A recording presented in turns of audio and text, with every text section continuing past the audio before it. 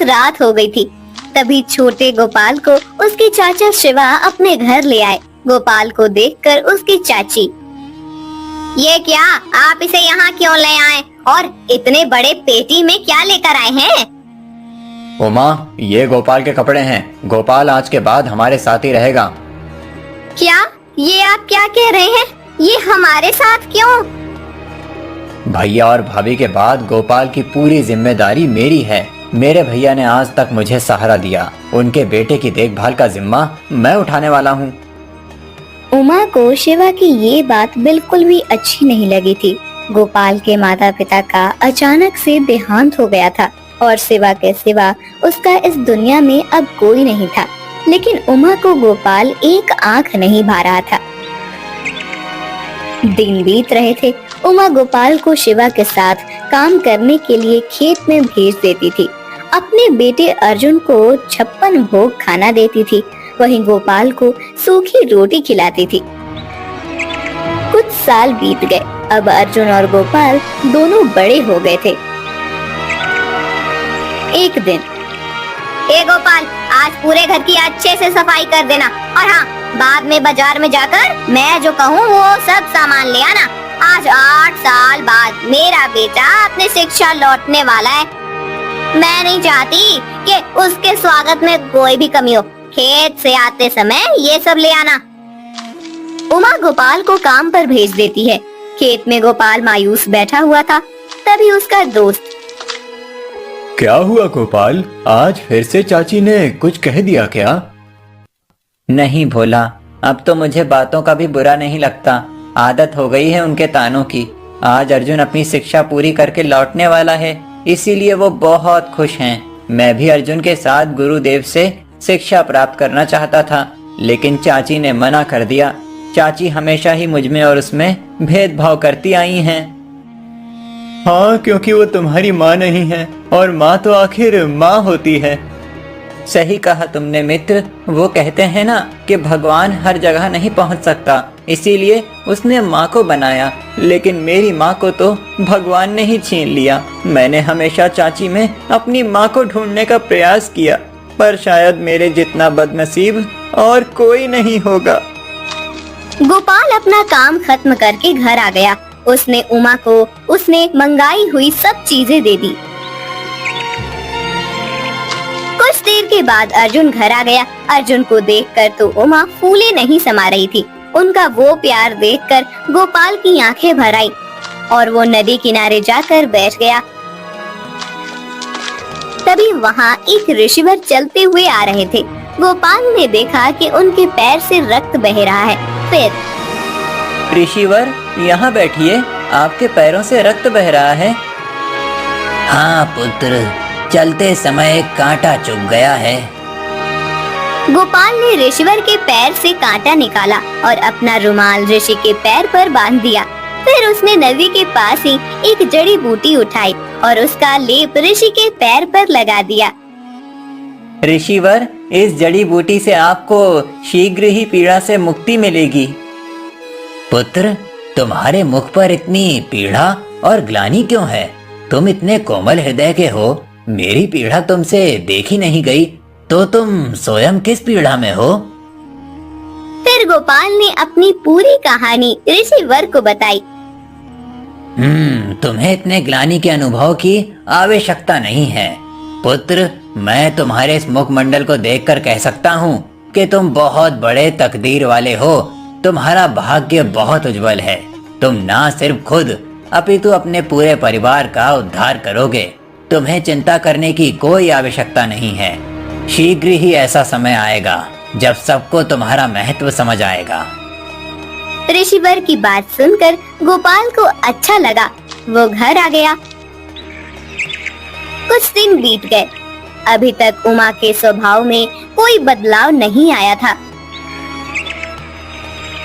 एक दिन राजा बुद्धिवीर के एक दूत गोपाल के गांव पधारे और सब गांव वालों को एकत्रित करके उन्होंने कहा, सुनो सुनो सुनो गांव वालों, हमारे राजा बुद्धिवीर ने हमारे राज्य की राजधानी में एक बहुत ही बड़ी प्रतियोगिता का आयोजन किया है। जो भी उस प्रतियोगिता का विजेता होगा उसे इस राज्य का अगला महामंत्री घोषित किया जाएगा। इसीलिए सभी युवाओं से महाराज का ये अनुरोध है कि वो बड़ी संख्या में प्रतियोगिता में भाग लें और अपना भाग्य आजमाएं।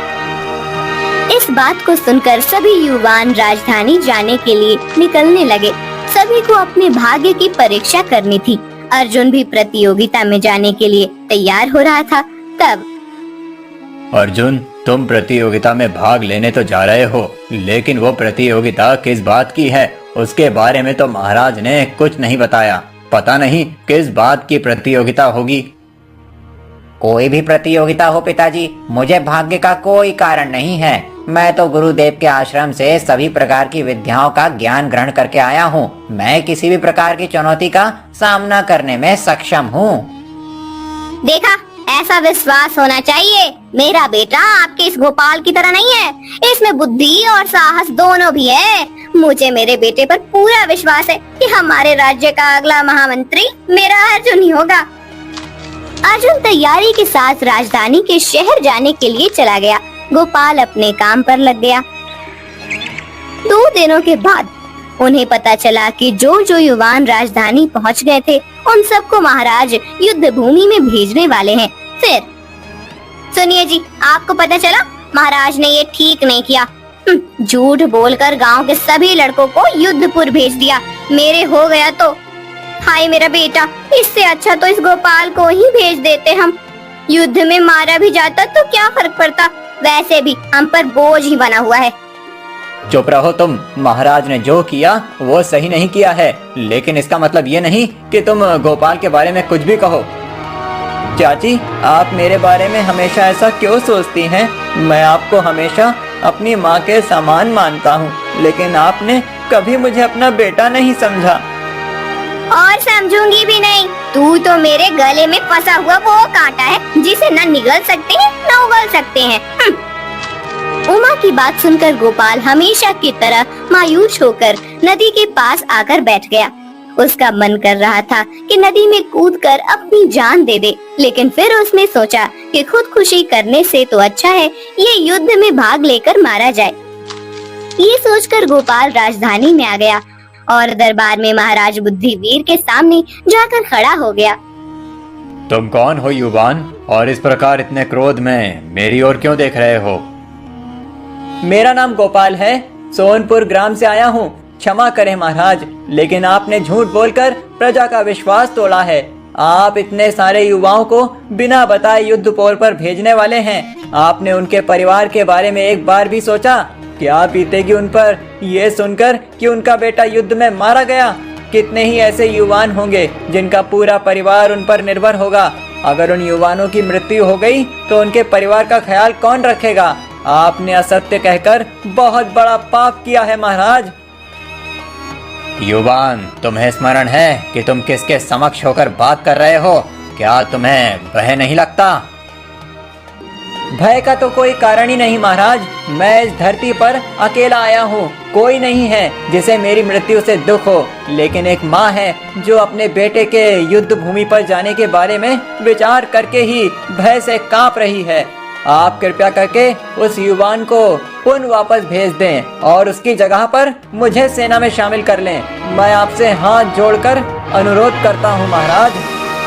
गोपाल के ऐसा कहते ही परिहार, मुझे एकांत में इस युवान से वार्तालाप करना है। महाराज की आज्ञा पर सब दरबार छोड़कर बाहर चले गए। फिर गोपाल, तुम्हें लग रहा होगा कि हमारा राज्य कितना निर्दयी है। अपनी प्रजा से असत्य बोलकर उनके युवानों के मृत्यु का कारण बन रहा है, किंतु ये सत्य नहीं है। सभी युवान सुरक्षित हैं। मैं तो मेरे राज्य में एक साहसी और धैर्यवान युवा की खोज कर रहा था जो राज्य पर आए संकट का सामना कर सके। कैसा संकट महाराज? हमारे राज्य की दक्षिण सीमा पर एक असुर ने आतंक फैला रखा है। मेरे गुप्तचरों से जानकारी मिली है दक्षिण के सभी गांव में उस असुर के भय से लोगों ने गांव रिक्त करने शुरू किए हैं। प्रजा दूसरे राज्य में जाकर आश्रय ले रही है। प्रजा में अफरा तफरी मची हुई है। इसीलिए मैं चाहता हूँ कि कोई साहसी वीर जाकर उस असुर के भय से सबको मुक्त करे। महाराज से आदेश लेकर गोपाल दक्षिण की ओर जाने लगा। रास्ते में उसे वही ऋषिवीर मिले जिन्होंने उसे तकदीर वाला कहा था। ऋषिवर, मुझे आशीर्वाद दीजिए कि मैं महाराज के आदेश का पालन करते हुए असुर के भय से प्रजा को मुक्त कर सकूं। मेरा आशीर्वाद सदा ही तुम्हारे साथ है पुत्र, परंतु उस असुर से सामना करना इतना सरल नहीं है। वो असुर बहुत शक्तिशाली है। तुम अगर उसके गले में पहनी हुई माला निकाल पाओ तो उसे मारना आसान हो जाएगा। उस माला में ही उसकी सारी शक्ति बसी हुई है। गोपाल ऋषिवर की बात मानकर आगे जाने लगा। वो जब दक्षिण सीमा पर पहुंचा, तब उसने देखा कि असुर गांव के लोगों पर अत्याचार कर रहा था। गोपाल उसके सामने जाकर खड़ा हो गया। अचानक से गोपाल को देखकर असुर चौंक गया। उस बात का फायदा लेकर गोपाल ने अपनी तलवार से असुर के गले की माला निकालकर फेंक दी। उसकी माला फेंकते ही असुर की शक्ति कम होने लगी। फिर गोपाल ने तलवार से असुर का मस्तक धड़ से अलग कर दिया। सभी लोगों ने गोपाल के नाम का जय घोष करना शुरू किया। कुछ दिनों के बाद गोपाल राजमहल लौटा। गोपाल, तुम सच में वीर योद्धा हो। इतने भयानक असुर से तुमने हमारी प्रजा को मुक्त किया है। आज से मैं तुम्हें इस राज्य का महामंत्री घोषित करता हूँ और तुम्हें एक महल भेंट देता हूँ जिसमें तुम अपने परिवार समेत निवास कर सकते हो। तुम्हारी वीरता देखकर मेरे मन में बार बार एक ही बात आ रही है। मेरा कोई पुत्र नहीं है, सिर्फ एक ही पुत्री है। मेरे बाद इस राज्य का कोई तो राजा होना चाहिए, लेकिन कुछ राज नियमों के कारण मैं तुम्हें राजा नहीं घोषित कर सकता। इसीलिए मुझे लगता है कि अगर मेरी पुत्री से तुम्हारा विवाह हो जाए तो मेरे जमाई के संबंध से तुम इस राज्य के राजा बन सकते हो। मुझे एक बार अपनी पुत्री से बात करनी होगी। महाराज, मैं बचपन से ही खुद को बदनसीब समझता था, लेकिन कुछ समय पहले मुझे एक ऋषिवर ने बताया था कि मैं सबसे बड़ा तकदीर वाला हूँ और शीघ्र ही मेरा अच्छा समय आने वाला है। आज आपके सम्मान से ये सिद्ध हो गया कि ऋषिवर की बात सत्य थी। बुद्धिदेव ने सब युवानों को छोड़ दिया, जिनमें अर्जुन भी था। गोपाल की वीरता के बारे में पता चलने के बाद अर्जुन और उमा का भी गोपाल के प्रति नजरिया बदल गया।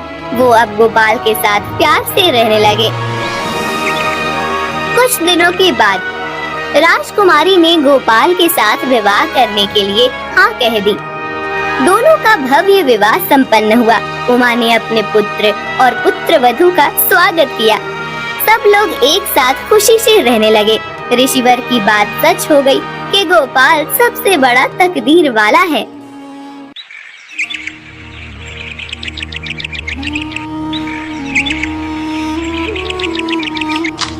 धर्मा धोबी बहुत गरीब था।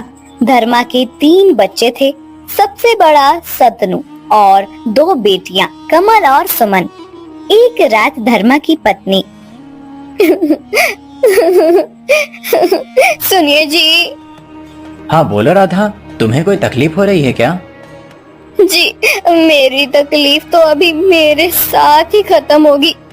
मुझे नहीं लगता कि मैं अब इस बीमारी से उभर पाऊंगी। मेरा अंतिम समय नजदीक आ गया है।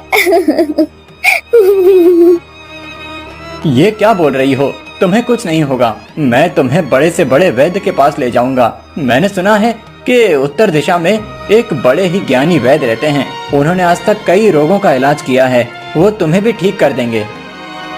आप सच कह रहे हैं?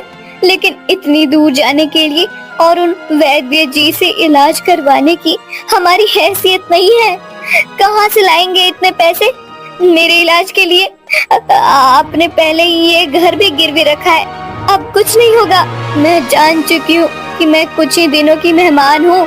मैं आपसे सिर्फ इतना कहना चाहती हूँ, मेरे जाने के बाद आप हमारे 3 बच्चों का अच्छे से ख्याल रखिएगा। उन्हें मेरी कमी महसूस मत होने दीजिएगा। धर्मा राधा की बात सुनकर बहुत दुखी हो गया। कुछ दिनों के बाद राधा का देहांत हो गया। अब घर के साथ तीनों बच्चों की जिम्मेदारी धर्मा पर आ गई थी। एक दिन भद्रा, अब इतनी सी कमाई में गुजारा करना मुश्किल हो रहा है। राधा के इलाज के लिए पहले ही इतना कर्जा लिया हुआ है और घर भी गिरवी रखा है। समझ नहीं आता कि आमदनी बढ़ाने के लिए क्या करूं। कल ही पता चला है कि राजमहल में राज्य वस्त्र धोने के लिए एक धोबी की जरूरत है। तुम मंत्री जी को जाकर मिलो, शायद वो तुम्हारा काम कर दें। अगले दिन धर्मा मंत्री को जाकर मिलता है।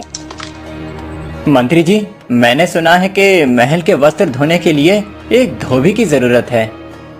हाँ, जरूरत तो है, लेकिन हमें ऐसा धोबी चाहिए जो विश्वास पात्र हो। राजमहल के वस्त्र कितने ऊंचे होते हैं, ये तो तुम्हें पता होगा। एक भी वस्त्र इधर उधर नहीं होना चाहिए। जी मालिक, मैं आपको विश्वास दिलाता हूँ कि मैं पूरी ईमानदारी से अपना काम करूँगा। आपको शिकायत का एक भी मौका नहीं दूंगा।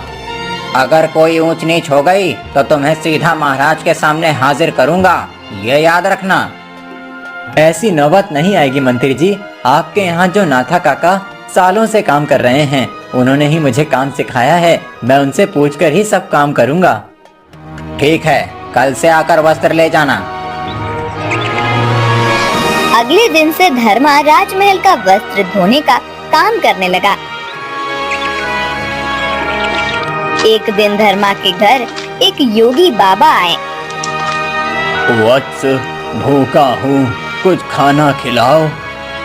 आइए बाबा, यहाँ बैठिए, मैं अभी आपके लिए कुछ खाने को लाता हूँ।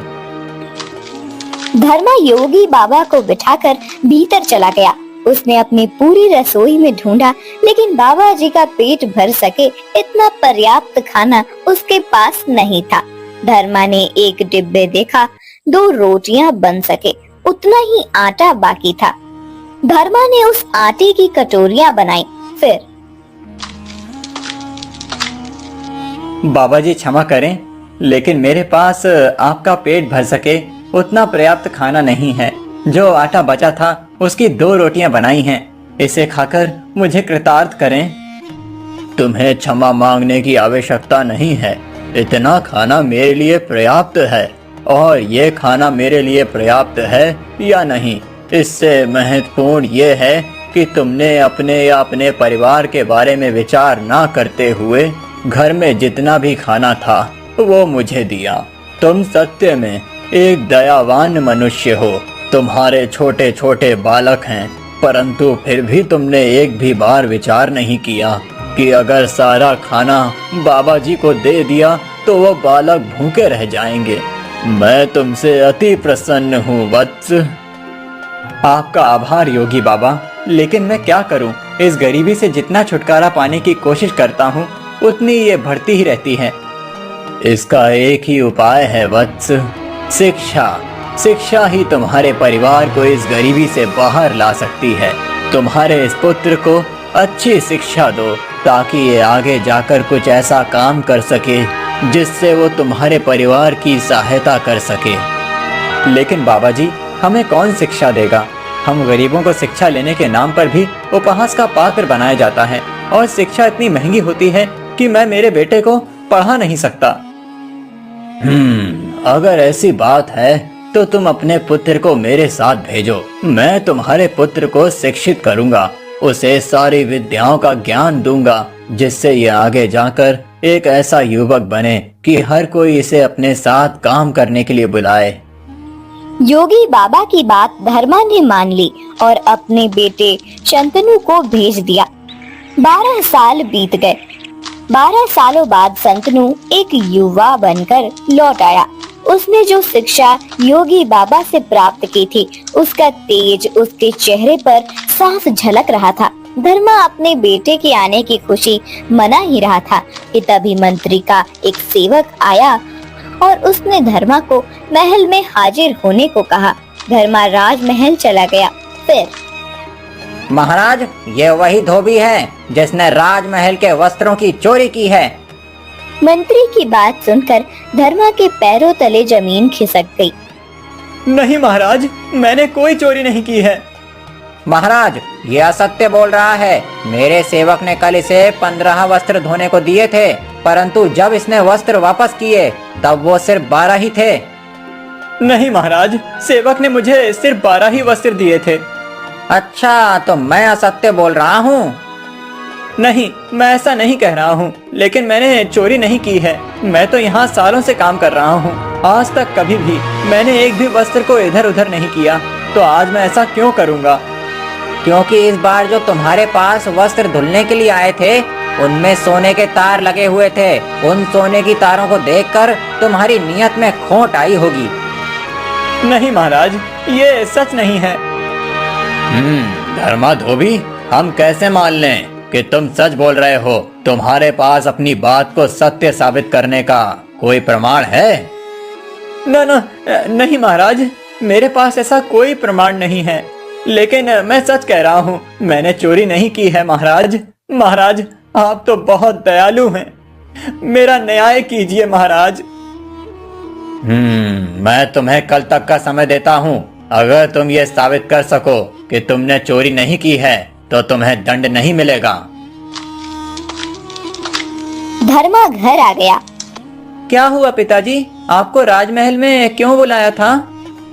क्या बताऊं बेटा, तुम आज ही आए हो, लेकिन मैं तुम्हें इतने सालों बाद मिलने की खुशी भी नहीं मना सका।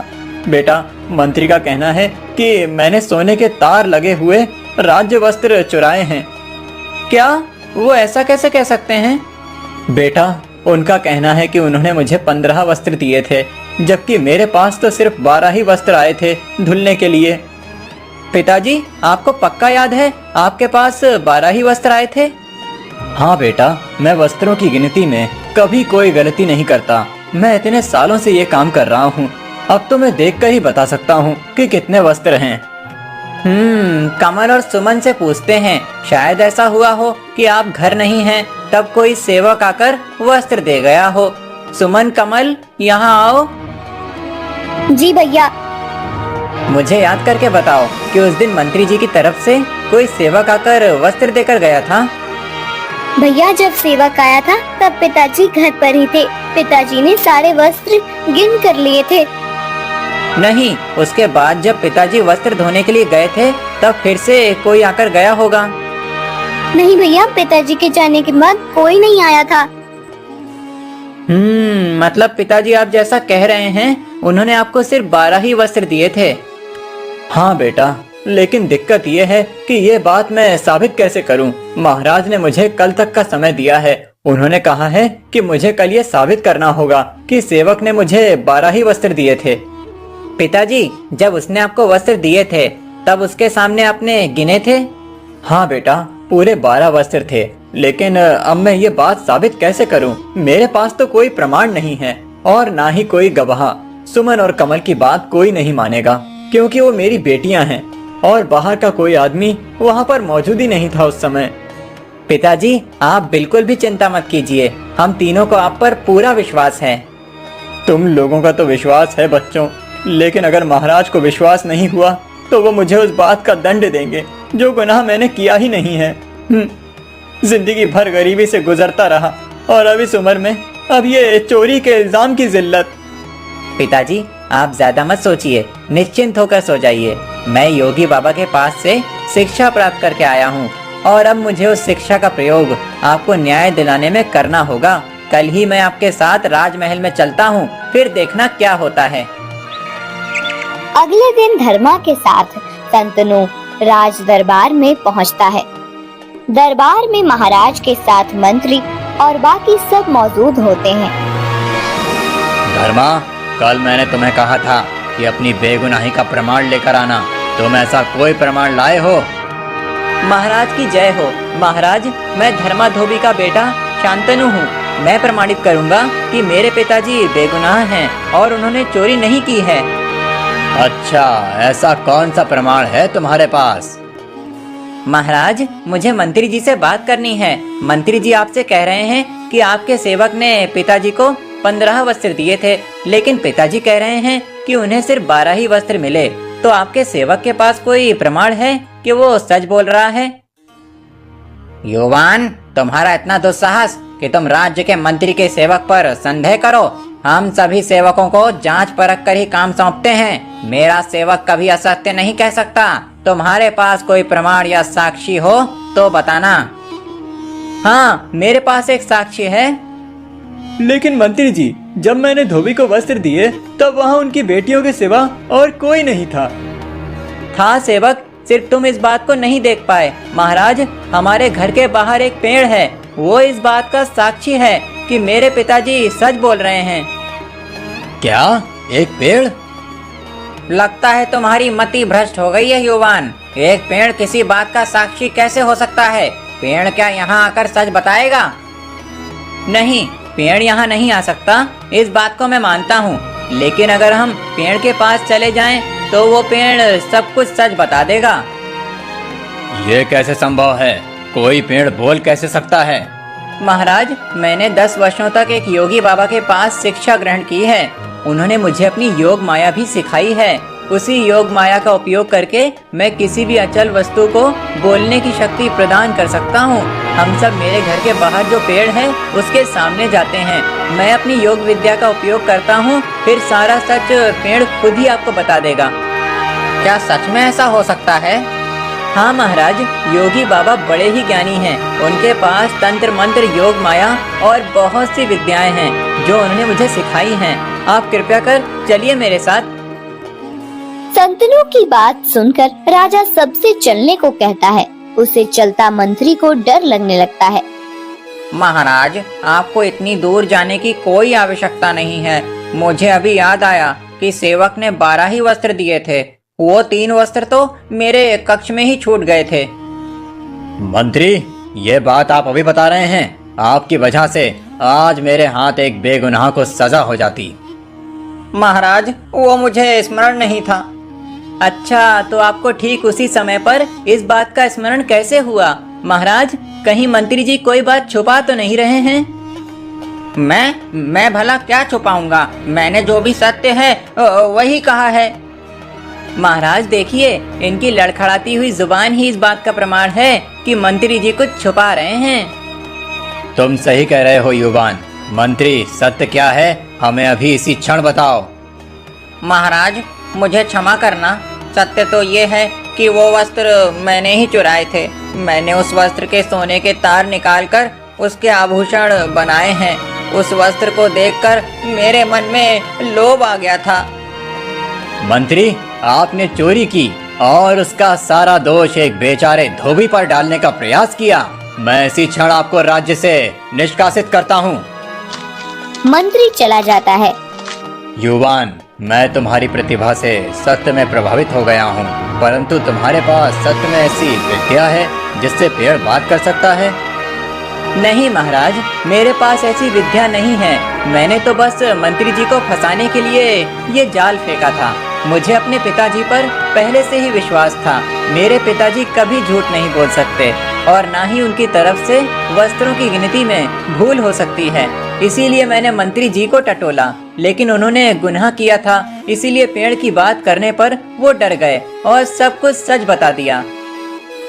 वाह धर्मा, तुम्हारा बेटा तो होनहार है। युवान, तुमने अपनी सूझबूझ का एकदम सही उपयोग किया है।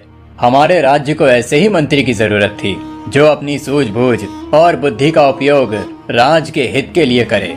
युवान, मैं तुम्हें आज से ही इस राज्य का मंत्री नियुक्त करता हूँ। धर्मा, आज से तुम अपने पुत्र और अपने परिवार के साथ मंत्री कक्ष में रहोगे। महाराज चले जाते हैं। अगले ही दिन संतनु अपने बहनों और धर्मा के साथ राजमहल में अपने कक्ष में रहने चला जाता है। अच्छी शिक्षा की प्राप्ति से एक गरीब का पूरा जीवन संवर जाता है।